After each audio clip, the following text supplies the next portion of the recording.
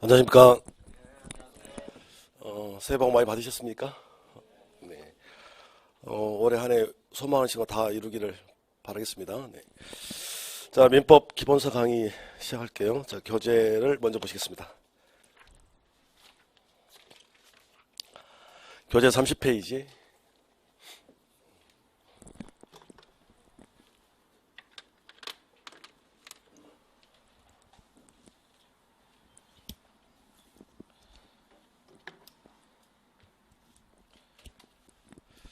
자, 30페이지 보면 챕터 1 그래서 법률관계와 권리변동 이렇게 돼 있죠. 자, 여기다 펴놓으시고 칠판을 좀 잠깐 보십니다.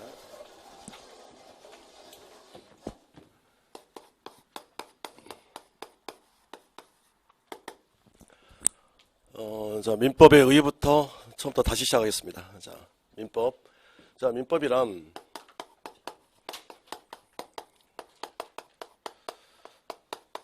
자, 사람과 사람 사이에서 이렇네요. 사람과 사람 사이에서 일어날 수 있는 모든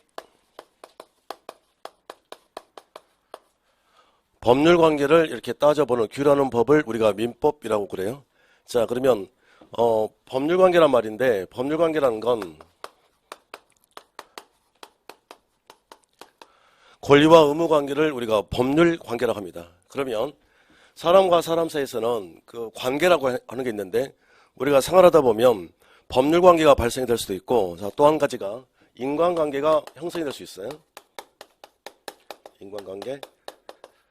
그러면 사람과 사람 사이에서는 관계가 법률 관계 아니면 인간관계 둘 중 하나인데, 법률 관계란 권리 의무 관계고요. 그렇죠? 그 반대되는 개념이 인간관계였습니다. 관계가. 자, 이걸 예를 들어 보면 이래요. 제가 예전에 실제로 그랬는데, 제가 집을 살고 있는데 방이 두 개란 말이에요. 하나가 비어 있다. 그래서 자, 후배에게 얘가 오할 데가 없는 거야. 그래서 내 집에 와서 한번 살아라. 그냥 후배니까 인간적으로. 근데 이걸 법률관계로 바꾸면 어떻게 되냐면요.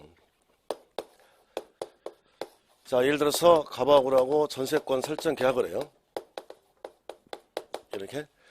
그래서 전세권 설정 계약을 했다. 2년짜리 계약을 했다면 이 계약을 하는 순간에 좀 전에 제 후배한테 그냥 살아라. 이건 인간관계고요. 자, 이걸 법률관계로 바꾸면 법률관계의 뜻은 권리와 의무관계를 우리가 법률관계에 이렇습니다.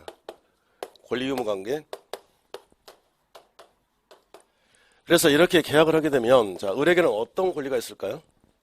을이 갖는 권리는 2년 동안 이걸 뭘 할 수 있는 권리? 사용할 수 있는 권리가. 자, 의무는요. 그냥 사용할 수 없고 뭘 줘야 됩니까? 우리 무슨 금 주고 산다고 그래요? 전세금. 의무죠.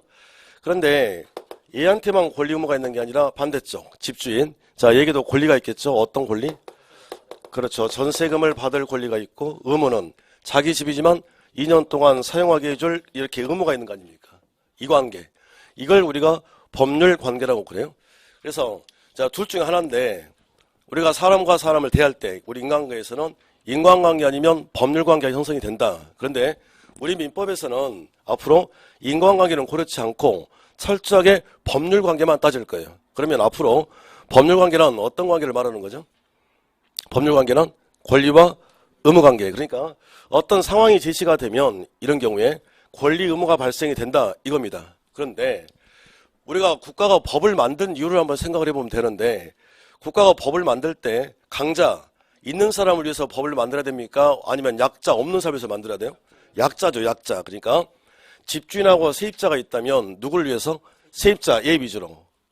그래서 앞으로 정리는 약자 위주로 얘 위치에서 이런 권리가 있다, 이런 의무가 있다 이거예요. 그런데 나한테 권리가 있다는 게 좋겠어요? 의무가 있다는 게 좋겠어요? 권리. 그러니까 민법전에 가보면 자, 얘한테 이런 권리가 있다라고 쭉 이렇게 적어놨다고요. 왜 법을 만들었냐면 집주인이 어떤 횡포를 부리면 얘한테 이런 권리가 있으니 이 권리를 행사하라 이렇게 만든 겁니다. 그러니까 얘의 권리를 우리가 알아야 되고 알아놓으면 집주인한테 억울하게 당할 일 없고 두 번째 이거 시험 문제도 얘 위주로 얘의 권리가 어떤 권리가 있는지가 이거 다 시험 문제가 되는 거예요. 자, 그러면 정리해 봅시다. 자, 사람과 사람 사이에서 법률관계와 인간관계가 형성될 수 있는데 우리는 앞으로 인간관계는 전혀 고려치 않고 어디만 따진다고요? 법률관계. 법률관계는 무슨 관계죠? 권리와 의무관계를 우리가 법률관계라고 그래요. 그래서 권리 의무인데 어디가 좋다고 그랬습니까? 권리. 그러니까 철저하게 지금부터 권리만 따질 거예요. 권리만. 나에게 이런 권리가 있다, 이런 권리가 있다. 그렇게요? 그러면 다시 사람과 사람 사이에서 이제 법률 관계, 즉 권리와 의무 관계인데 이게 물건에서 권리 의무가 발생이 될 수 있어요. 그걸 규율하는 법을 우리가 물권법이라고 합니다. 어려운 말이 아니라 물건에서 권리 의무가 발생될 수 있다. 이걸 규율하는 법을 우리가 물권법이라고 그래요. 좀 전에 보시는 것처럼 이 건물 가지고 이 전세권 설정 계약을 하니 권리 의무가 발생된 거 아닙니까? 이걸 규율하는 법을 우리가 물권법이라고 그래요. 자, 그리고 또 한 가지.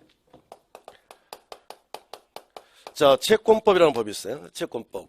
그러면 물권법과 채권법의 차이점인데 채권법이라고 하는 건 이제 우리는 권리 의무만 생각하면 돼요. 제가 앞에 계신 분에게 돈을 100만 원을 빌려줬다. 이걸 소비대차라고 그래요. 그리고 한 달 후에 갚기로 했단 말이에요. 그러면 한 달 후가 되면 저는 100만 원 달라고 요구할 수 있죠.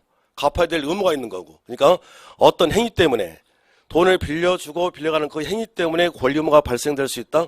이걸 규율하는 법을 우리가 채권법이라고 그래요. 그러니까 물건에서 권리 의무가 발생될 수 있고 사람의 어떤 행위 때문에 권리 의무가 발생될 수 있다. 그걸 규율하는 법을 우리가 채권법 이렇습니다. 그리고 우리 가족의 범위는 어디까지입니까? 그래서 그걸 친족법 이래요. 그리고 자, 아버지가 돌아가시면 어디까지 상속을 받을 수 있습니까? 이걸 규율하는 법을 상속법 이래요. 그러면 결국은 이런 권리 의무 관계가 이 네 가지에서 물건에서 행위에서 가족의 범위 그리고 상속법 자, 이 네 가지 법인데 이 민법을 만들고 보니 법이 지금 네 개라고 그랬잖아요. 이 네 가지 법에 공통적으로 적용되는 용어랄지 규칙들이 나오더라. 반복해서. 그걸 계속해서 적을 필요가 없잖아요.